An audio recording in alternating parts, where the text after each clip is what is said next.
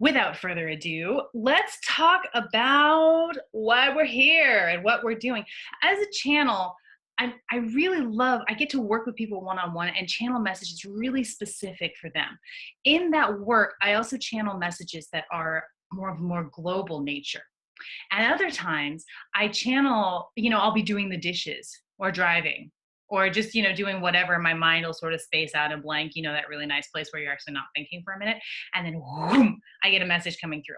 And it's one of those profound sort of hits, and you go, oh my God, I got to write this down. Because the thing about being a channel is you don't remember what comes through because it's not yours. It comes through you and goes out and you don't remember it. So you got to write this stuff down, the good stuff. But I've gotten some really awesome, amazing messages about creation itself and the human experience and really why we're here.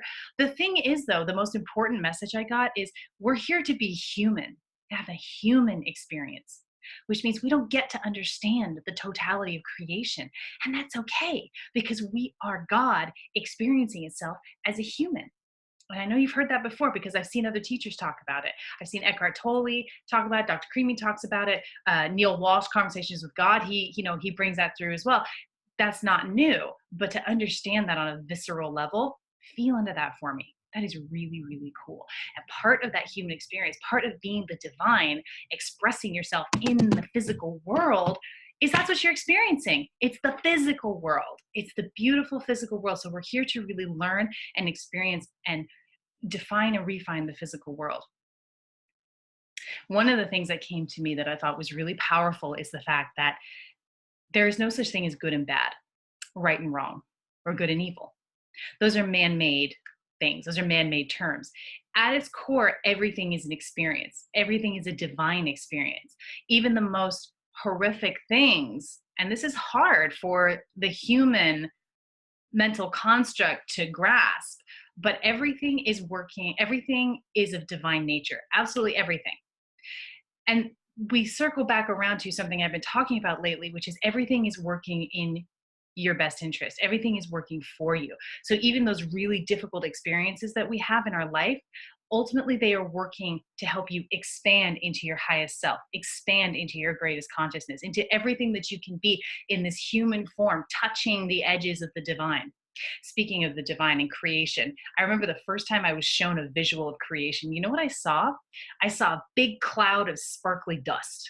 It was just expanding and expanding, expanding, expanding out, ever expanding. And that's when I got the message. I came to the understanding that linear is not, it's not real. It's like linear time is not a thing. It's moments, moments, moments. And it's expansion, not progression. So we're not trying to move forward or move up. That's our human stuff coming in and trying to make better, worse, bad, good, higher, lower. It's expansion. So it's constant expanding out and feeling the edges and then expanding out and pushing that out a little further. And it's a giant glittery dust cloud. That's the way it shows up for me. And I think that's a really cool like visual creation. When they show it to me, I'm like, oh, it's so good. It glitters, it sparkles. I like sparkly things. So, since the dawn of time, humans have sensed the divinity within themselves. But the thing is that humans, we tend to be terrified of our own power. And if we are God itself, then we are all powerful. And most humans can't have that. Most of us go, nope, and we throw it outside of ourselves. So we take our spirit, our spirituality, our deep understanding of our divinity within, and we toss it out. And so we create gods, we create spirit guides, we create religion, dogma, form, structure. We put it outside of ourselves because if it's in here, it's too big, it's too powerful, it's too overwhelming to feel into that love and power and awesomeness that being the divine, as the divine creator that you are. So we throw it outside of ourselves. And then the journey is bringing that back inside, bringing that back into self. It's bringing our spirituality back into that deep understanding that is inside.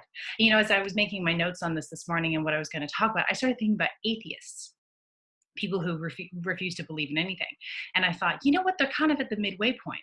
An atheist has come to understand, no, power is not outside of me. I do not accept that. And that's really true. But they haven't quite made it back inside. They haven't made it back to the inside where, but the power is within me. Not really, not in the divine and the spiritual sense. So I thought that was kind of an interesting side note. The other thing that came to me that I thought was really powerful and I wanted to share is the concept of reincarnation. And I got this because I was feeling impatient about life, you know. If you know me at all, you know that patience is not my virtue.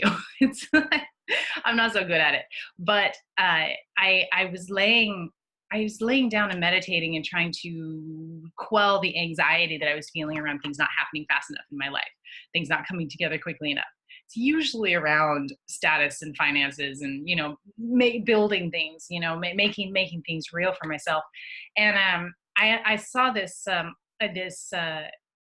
my guide came to me, Mons, who I make up because I throw my spirituality outside of myself and then work on bringing it back in.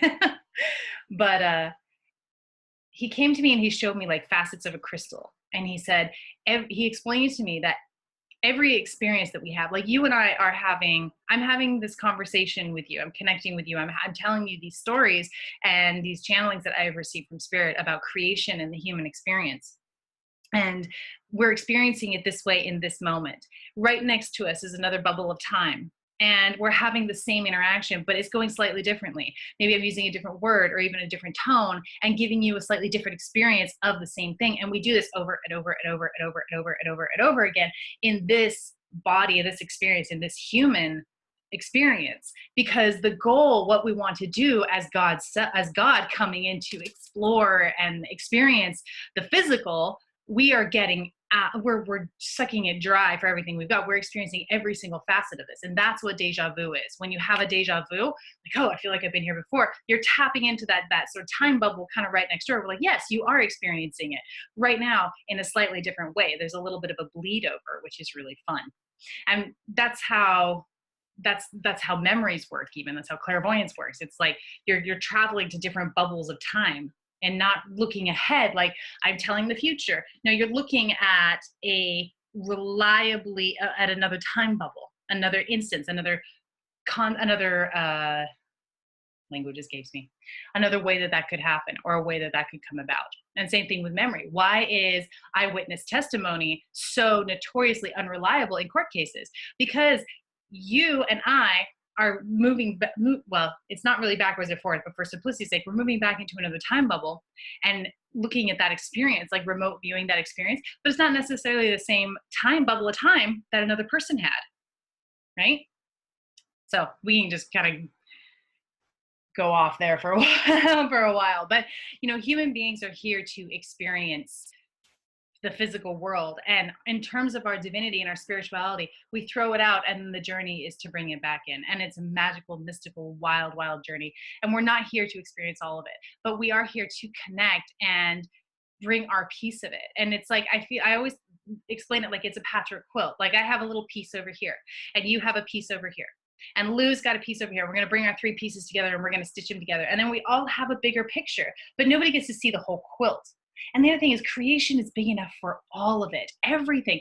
Creation is big enough for all of the religions, for all of the spirituality, for all the different ways that we experience it, for all of it to be true with a capital T, truth, because we are here creating our own dimensions and living in our own bubbles of time. And my bubble of time is not the same as your bubble of time. And so my truth is my truth and your truth is your truth. And they get to coexist side by side and be truth with a capital T.